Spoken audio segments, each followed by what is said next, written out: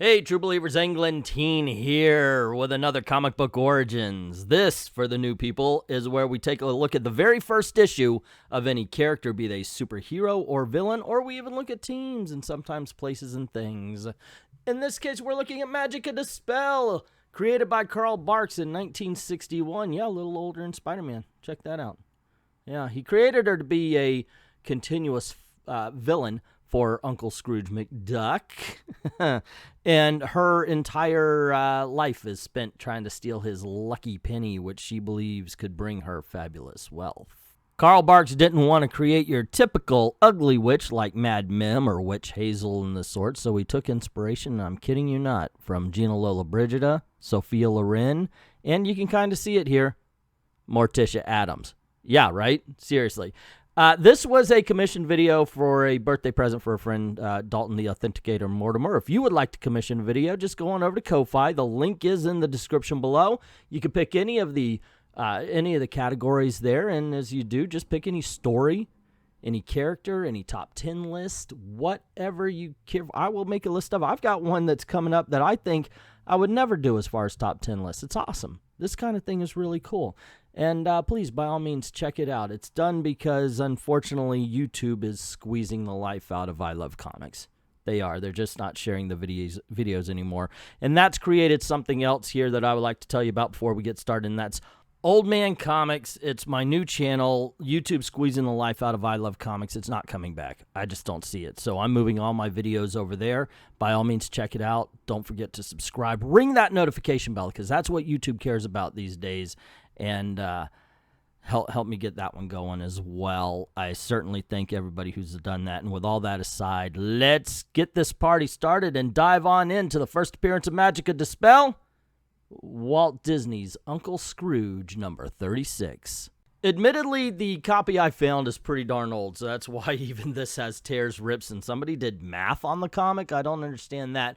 But I do look at the comic book covers, and guys, this is a very simple one. It would make a lovely poster of Scrooge McDuck, what with his money blanket and his money pillow, the whole 9 yards. It's absolutely characterized to him, but it has nothing to do with what's in the book. So as a cover, kind of a fail.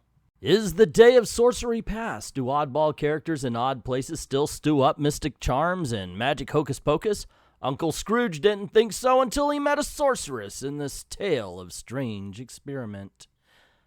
Do I have to do the Donald Duck voice if I'm reading this? I hope I don't. Yeah, I can't do it. That's not happening, guys. You know I don't do. No, that's Stitch. Hannah means family, and family means no one gets left. Yeah, that one's not. I can't. No, can't do Donald. No, okay, we're just going to read it off, gang. Alrighty. Hi, Uncle Duck. Yeah, that just doesn't sound right anyway. Okay, how to approach this? So Donald Duck walks into Scrooge McDuck's office, and he sees him polishing dimes, and he just says, oh, I'm not doing anything. I'm just polishing my dimes that got moldy from disuse. And Donald's like, whoa, I recognize this one. This is the one you showed me dozens of times. It's your very first one. He says, yep. And Donald's like, some people think that's the secret to your wealth, that somehow it brought you luck. And he's like, thriftiness brought my wealth. And this is just a symbol of that thriftiness. Nothing more. And then Donald Duck notices a young lady that's walked in. And ladies and gentlemen, I give you the first appearance of Magica de Spell, who announces herself as such and says she's a sorceress and asks, is Mr. McDuck in? Where his secretary's like, oh, I can't say he's not. He's sitting right over there. Donald overhears the way she introduces herself and says, she's a sorceress. You're not going to let her in, Uncle Scrooge. Of course. Anyone wacky enough to think herself a sorceress is bound to be harmless. That's a horrible Scottish accent. Just go with me. Alrighty. Come in, Mr. Spell. Thank you, Mr. McDuck. I'm here in the interest of a great experiment. Oh? My tests have shown that coins which have been touched by very rich men possess rewarding powers, So I have traveled the world over buying coins from its richest men. You are the last and the richest of all. You'd think we plutocrats have a sort of a Midas touch, do you? What is your great experiment, if we may ask? I believe that if I melt these coins together in the sulphurous fires of Mount Vesuvius, their mystic powers will fuse into a super amulet. And with that amulet, I too can become rich. Rich! Rich! Of all the ways to get rich, your way takes the cake. Laugh. I am not bothered by jeers and derision. I'll gladly pay you $1 for one of those dimes. Oh, $1 for a dime? If you noticed, I dropped this Scottish accent. That's not happening. Yeah, I'm not going to even try it. So Uncle Scrooge laughs at her, flips her a dime, and says, "Ha ha ha, I'll sell you a bushel of dimes for $1 apiece." And she says, "This one will do, Mr. Duck," and walks away. And he says, "Ha ha ha, would be a sorceress, imagine." "Oh my, what's wrong, Uncle Scrooge?" "I sold her my number one by mistake." Wait a second. Okay, hold on. Stop. Okay, so I was told that Magica de Spell was a villain, and she's after Mr. Scrooge, Uncle Scrooge's lucky dime. Except he just sold it fair and square in a business transaction that he agreed to. Now, unless something really egregious happens that Magica de Spell causes, I'm sorry, she's not a villain, no matter what she decides if she wants to trade it back or not. So Scrooge and Donald Duck make chase after him, and they pass by Huey, Dewey, and Louie, and they're like, "What's the rush, Uncle Donald?" And he's like, "We're chasing after a sorceress. Come along, boys." And in all honesty, that's a little bit irresponsible parenting there, Donald. I know you're just an uncle, but still, do better. Be better. So they finally catch up to Magica de Spell before she gets on her plane and says, "Oh my gosh, I want to sell you another dime. That one's lucky to me." And she says, "Okay, fine, so long as you touch the other one." And he says, "Woo, this is my first dime." She's like, "The first time? You must have touched that old coin many times." And then, of course, she causes the spell to get the dime back. Yes, finally she's a villain. Okay, now she's a villain. Before she wasn't. Now, villain. Scrooge McDuck realizes she took the old dime back and gets into a panic, runs up the jetway, but unfortunately the plane's already taken off, so he's like, "Oh my gosh, I've got to get a speed plane to chase after her." And Donald's like, "Hold on, you have to make sure she's still on the plane." And Scrooge is afraid that if she knows that he's going to chase after her for it, she might ditch the dime anyway.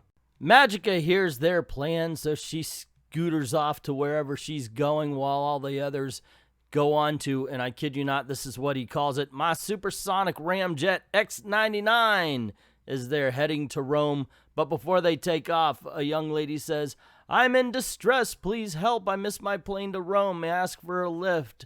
I'm a very famous movie star, Gina Lolodicida. Oops, I read that one wrong."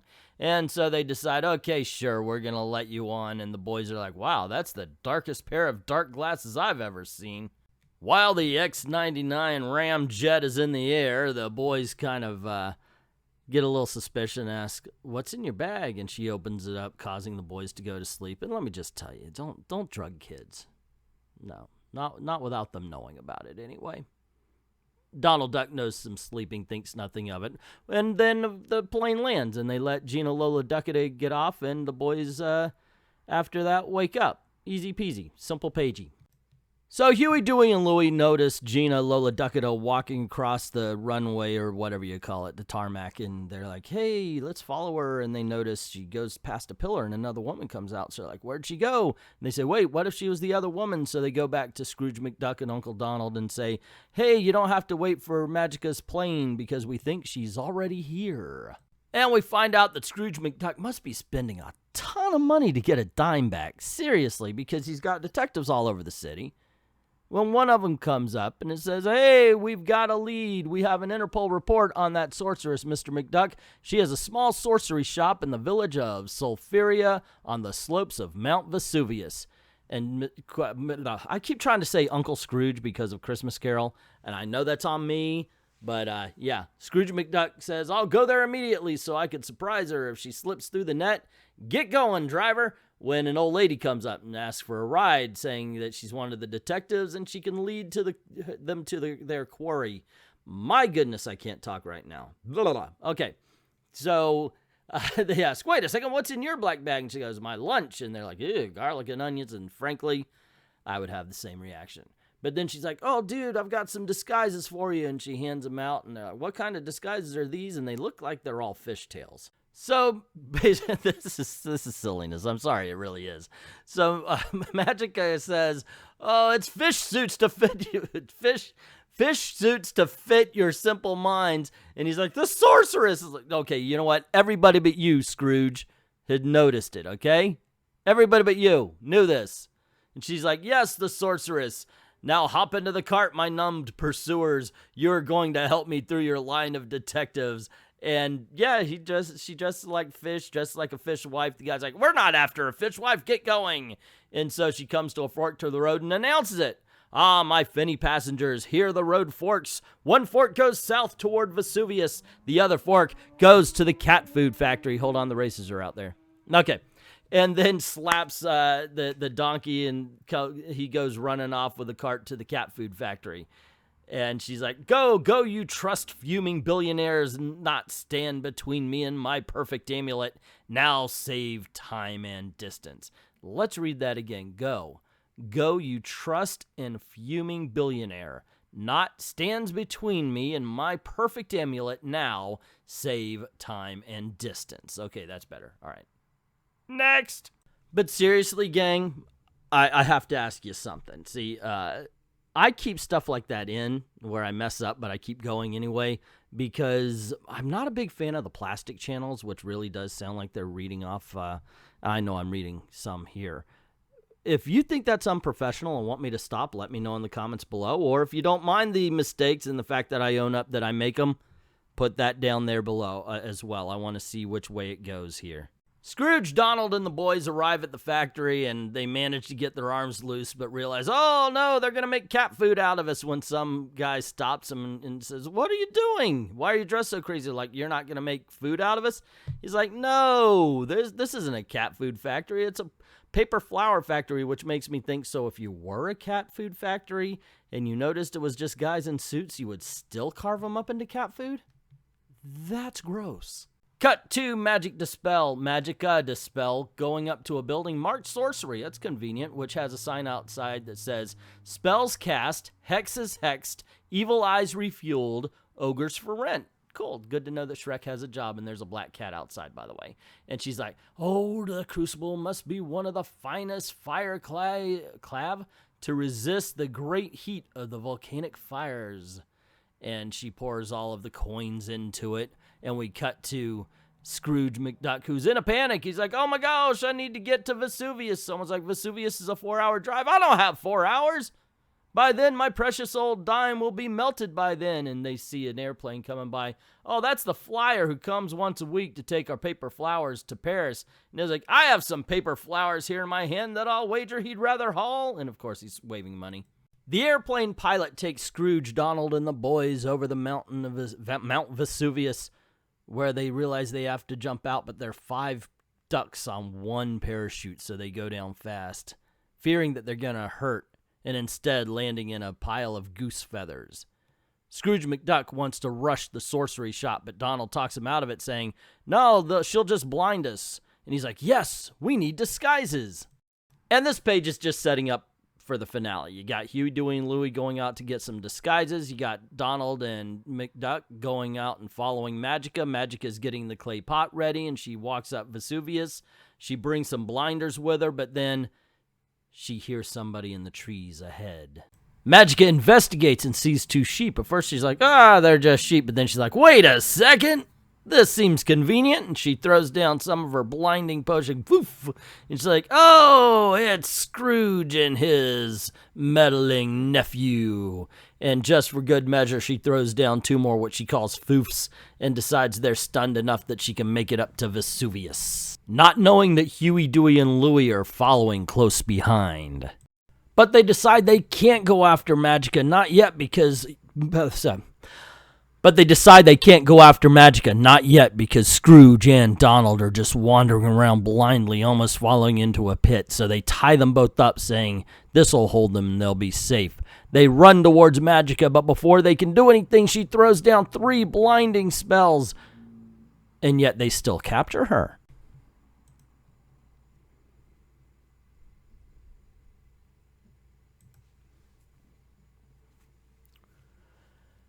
And, of course, save the coins from the fire.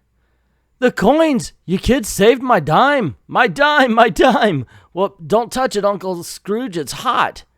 How did you kids avoid Magica's sorcery? How come you weren't blinded by her magic flashes?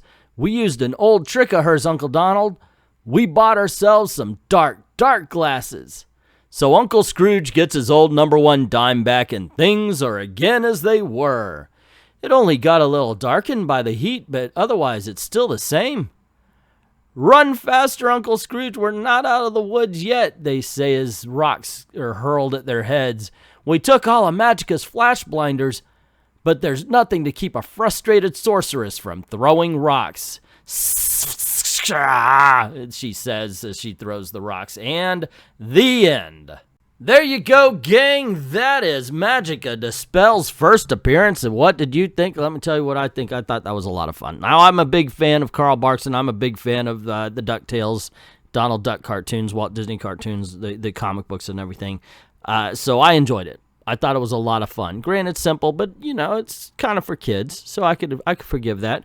Let me know what you think, not only of the story, but of the video in the comment section below.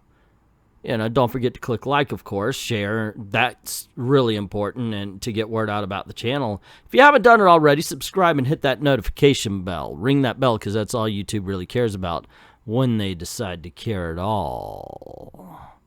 Also, if you don't mind helping out the channel, go on over to Ko-Fi or to Patreon. Just drop $1 in the till. Helps keep the lights on. Helps keep making videos for you. I'd like to thank everybody who's already done that. And if you want, you could commission a video as well. Go on over to Ko-Fi. The links, once again, it's in the description below. And you could pick out of any category, any character, any story, or any team or anything like that. Love to do that. I'd like to thank everybody who's already done that. And to everyone, all of the true believers, thank you very, very much for watching.